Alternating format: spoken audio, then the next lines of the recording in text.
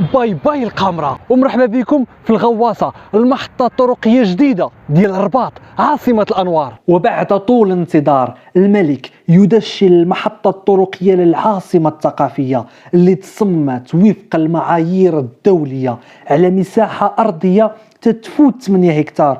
إنجازها تطلب 245 مليون درهم.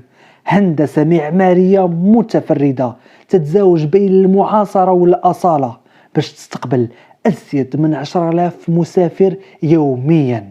اقتناء تذاكر من الآن غير بالإنترنت أو الشباك الأوتوماتيكي أو عبر المكاتب.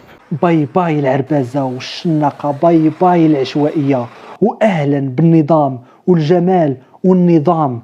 46 رصيف للكيران، وموقف خارجي للسيارات والطاكسيات، ومنطقة للإنزال والتوقف المؤقت. ومن الداخل بلا ما نهضر على الروعة، فضلا عن فضاءات ومطاعم ومركز تجاري فيه 40 محل اللي يخليك تجيب تسارة وسط المحطة واخا ما تكونش مسافر. وهذه اخبار كان خاصك تعرفها، وهذا ماشي موضوعنا. اللي بغيت نقول حنا نستحقوا بحال هذه البنايات هذه، ولكن واش نقدروا نحافظوا عليها؟